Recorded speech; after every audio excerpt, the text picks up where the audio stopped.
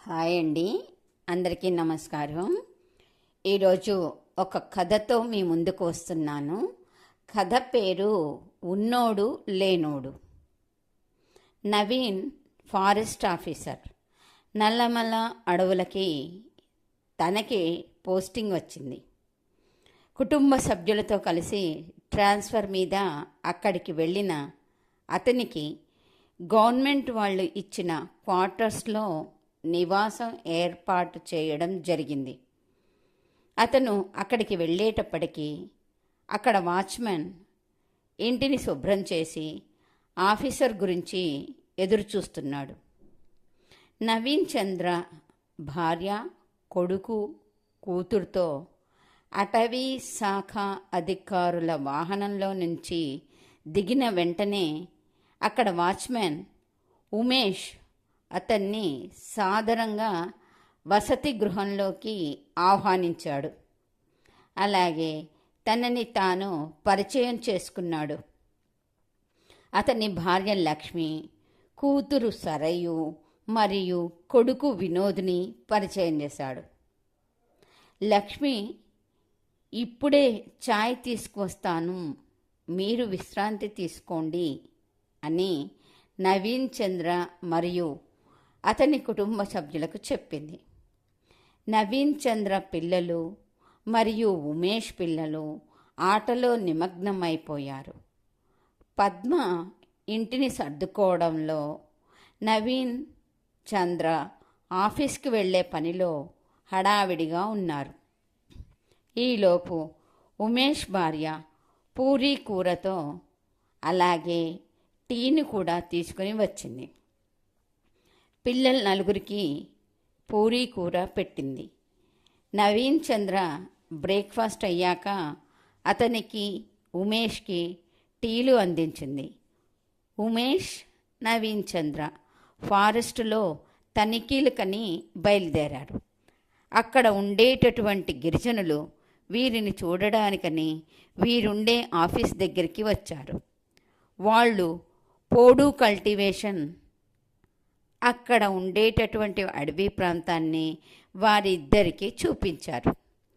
అది చూసిన నవీన్ చంద్ర ఇప్పుడు పోడు కల్టివేషన్ని నిలిపివేయమని ఆర్డర్స్ వచ్చాయి అని అక్కడ గిరిజనులకి చెప్పాడు.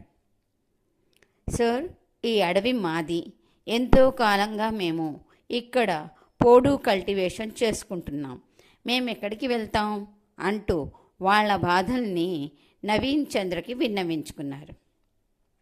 సరేనమ్మా, ఈ విషయం మీరే ఉన్నతాధికారులతో మాట్లాడి పరిష్కరించుకోవాలి అని చెప్పాడు.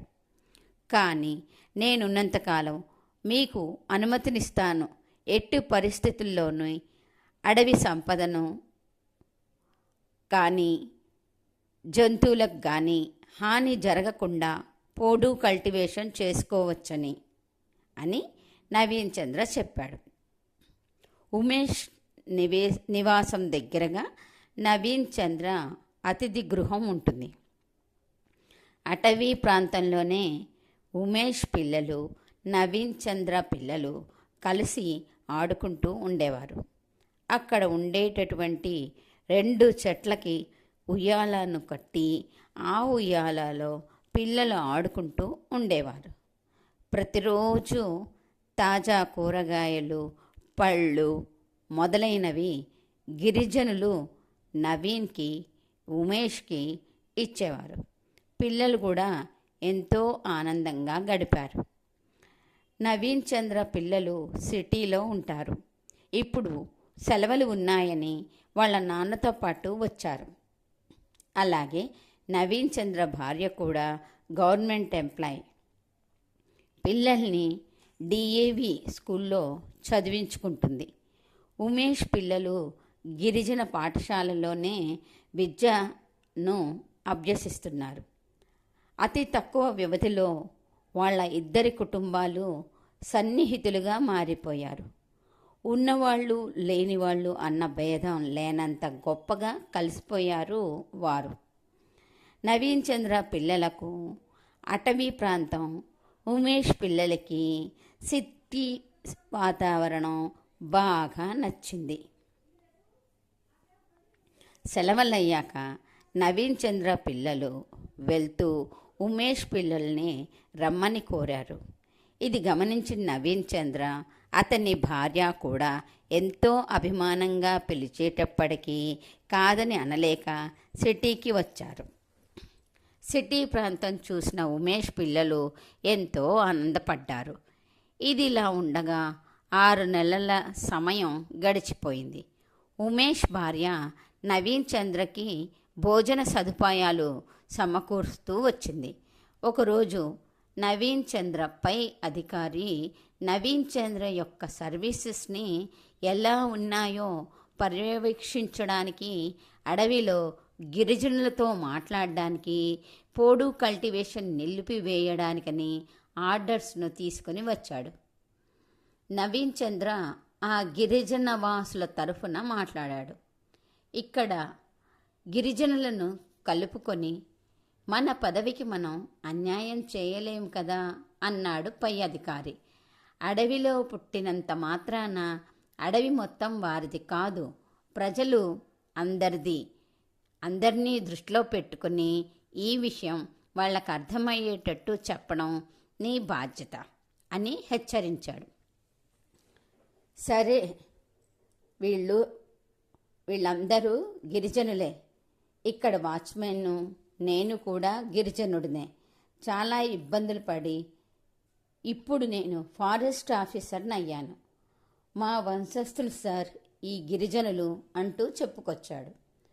నా ప్రయత్నం నేను చేసి ఈ గిరిజనుల ద్వారా వారి అటవీ సంపదని వారికి ఇవ్వడానికి నా ప్రయత్నం నేను చేస్తాను అని గట్టిగా నిర్ణయం తీసుకుని నవీన్ చంద్ర చివరికి ప్రభుత్వాన్ని ఒప్పించి అడవి గిరిజనుల సొంతం చేసుకోవడానికి లేదు కానీ పోడు కల్టివేషన్ చేసుకునే అవకాశాన్ని కల్పించాడు. అంతేకాదు, ప్రతి సంవత్సరం ఒకరి పేరు మీద ఉండే భూమిని వేరే వాళ్ళ పేరు మీదకి, అలాగే వేరే వాళ్ళ పేరు మీద ఉండేది ఇంకొకళ్ళ పేరు మీదకి అలా ట్రాన్స్ఫర్ చేస్తూ 2 ఎకరాల పొలాన్ని ఒక కుటుంబానికి కేటాయిస్తూ గవర్నమెంట్ ఒక నిర్ణయాన్ని తీసుకుంది. ప్రస్తుతానికి వారందరూ సంతోషంగా ఉన్నారు. నవీన్ చంద్ర హోదా మారినా అతను ఎప్పటిలాగా ఉన్నాడు. అందుకే ఈ కథకి ఉన్నోడు లేనోడు అని పేరు పెట్టడం జరిగింది. అడవిని కాపాడుకుందాం, అడవి సంపదని పెంచుకుందాం అనే నినాదంతో మనం అందరం కూడా ముందుకు వెళ్దాం. ధన్యవాదాలండి. నా కథకి లైక్ చేసి, షేర్ చేసి, సబ్స్క్రైబ్ చేయమని మిమ్మల్ని ఒక్కసారి గుర్తు చేస్తున్నాను. అలాగే నన్ను ముందుకు నడిపించాలండి మీ ప్రేక్షకులు. ధన్యవాదాలు.